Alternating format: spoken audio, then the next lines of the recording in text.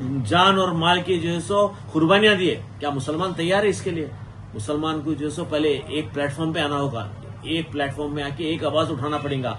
और यहाँ पर खाली प्रोटेस्ट कर रहे हैं आप, वो रिबन आप लगा लिए, ब्लैक रिबन लगा के वहां चले गए यहाँ चले गए तो नहीं होता मेरे भाई। आपको दिल्ली जाना पड़ेगा, आवाज उठाने के लिए दिल्ली जाना पड़ेगा, जंतर मंतर पे प्रोटेस्ट करना पड़ेगा आपको, जंतर मंतर पे प्रोटेस्ट करना पड़ेगा। जब तक आप जंतर मंतर पे प्रोटेस्ट नहीं करेंगे, रेल रोको होना होगा, जेल भरो होना पड़ेगा, रोडों पे आ जाना पड़ेगा।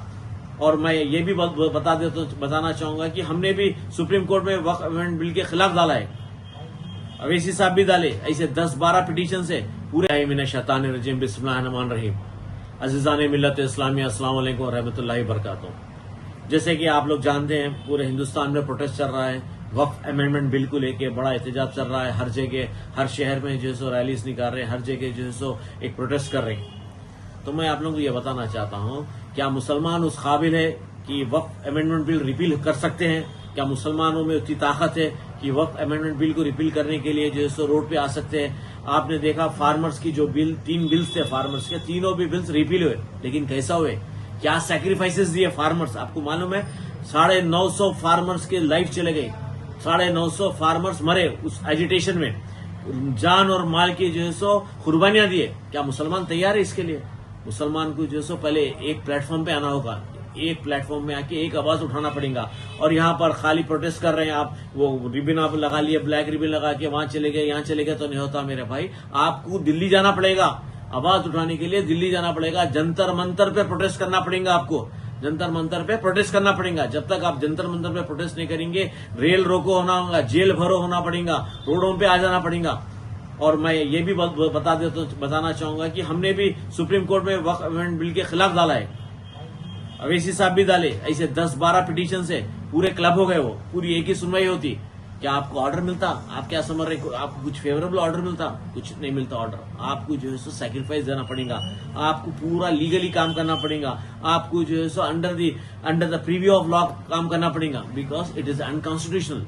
Amendment bill is unconstitutional, it can not be accepted. तो ऐसे बिल से जिसके लिए आपको तैयार होना पड़ेगा। आप खाली बयानबाजी कर लिए, मैं वो बंद कराता हूँ, वो मिलियन मार्च निकालता हूँ, मैं वो करता हूँ, ये करता हूँ, वो तो कुछ नहीं होता। I am telling the reality what is going to happen. इसके लिए आपको रोडों पे आना पड़ेगा, पुलिस परमिशन लीजिए, पुलिस के परमिशन के बगैर कुछ भी मत कीजिए। गैर जरूरी केसों में बुक हो जाएंगे आप लोग। अगर पुलिस परमिशन नहीं है, रैली निकालेंगे तो नौजवान बच्चे जो है सो केसों में बुक हो जाएंगे। मैं खास तौर से नौजवान बच्चों को बोलूंगा, विदाउट पुलिस परमिशन कहीं भी जा रहे हैं तो मत पार्टिसिपेट करिए। वो प्रोटेस्ट रहने दो, वो भूख हड़ताल रहने दो, कुछ भी रहने दो, you have to follow the rule of law, you have to follow the rule of law. खास तौर से मैं नौजवान बच्चों को जज्बाती स्पीच दे के जो सो आगे ढकल देते। पहले कौम में मुनाफिकीनों को सुनना पड़ेगा, गद्दारों को, मुसलमान के गद्दारों, कौम में जो गद्दार हैं मुसलमानों में जो सो पसमंदा लोगों को लेके आगे बढ़ रहे हैं, तो ऐसे जो मुनाफिकीन है पहले उनको चुन के निकालना पड़ेगा। गद्दार जो है मुसलमानों के लिए, मुसलमानों के खिलाफ काम करे सो लोगों के लिए पहले उनको आप अपने कायद को पकड़ना पड़ेगा, आप उनका गिरेबान पकड़ना पड़ेगा, गिरेबान पकड़ के आप जिसको वोट डाले उनसे पूछना पड़ेगा। तो मैं आप सबको बताता चलूं कि जो भी काम करेंगे you should follow the rule of law.